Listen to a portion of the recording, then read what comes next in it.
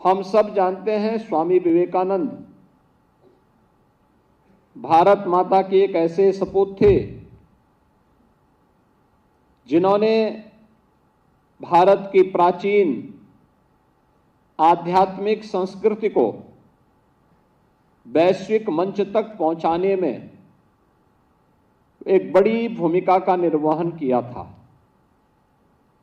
भारत और भारतीयता के प्रति हर भारतवासी के मन में गौरव की अनुभूति हो, वह कार्य स्वामी विवेकानंद ने पिछली सदी में किया था। 1893 के शिकागो समिट के माध्यम से उन्होंने दुनिया को बताया था कि भारत क्या है, भारत की आध्यात्मिक और सांस्कृतिक विरासत क्या है, और देश के युवाओं को उन्होंने भारत की विरासत के साथ साथ आधुनिक विकास के साथ बेहतर समन्वय बनाने के लिए भी एक नई प्रेरणा दी।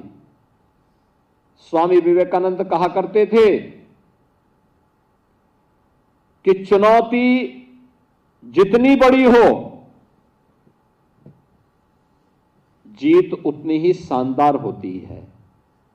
और याद करना, ये युवाओं के लिए आज भी प्रेरणा हो सकती है। अक्सर हम चुनौती को देख करके भागते हैं और पलायन का रास्ता अपनाते हैं। देश का एक युवा सन्यासी इस देश की जनता को, जब ये देश गुलाम था, तब आह्वान कर रहा है कि नहीं, चुनौती से भागे मत, उसका मुकाबला करिए। चुनौती जितनी बड़ी होगी, जीत उतनी ही शानदार हमारे लिए होगी। और यह स्वामी विवेकानंद देश के युवाओं के लिए बोलते थे। अपनी आध्यात्मिक और सांस्कृतिक विरासत पर गौरव की अनुभूति करना, लेकिन आधुनिक ज्ञान विज्ञान से अपने आप को वंचित नहीं करना है। उसके बीच में एक बेहतर समन्वय होना चाहिए। भारत की ऋषि परंपरा, भारत के ज्ञान विज्ञान की परंपरा को उन ऊंचाइयों तक पहुंचाया था जो विज्ञान से भी आगे, उससे भी ऊंची पायदान पर खड़े होकर के विश्व को नेतृत्व दे सकता है।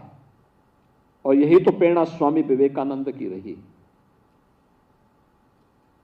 स्वामी विवेकानंद की यह प्रेरणा देश की आजादी के आंदोलन में और आजादी के बाद भी प्रत्येक युवा के लिए, प्रत्येक भारतवासी के लिए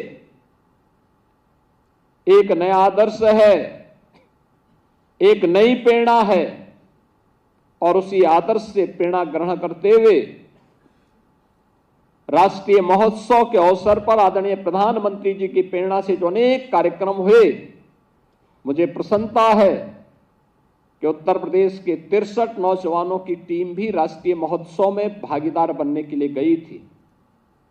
और उसमें भी प्रसन्नता इस बात को लेकर के कि मैंने यहीं से मुख्यमंत्री आवास के पास से उन्हें रवाना किया था, और 7 में से 3 स्वर्ण पदक अकेले उत्तर प्रदेश की टीम ने जीते हैं।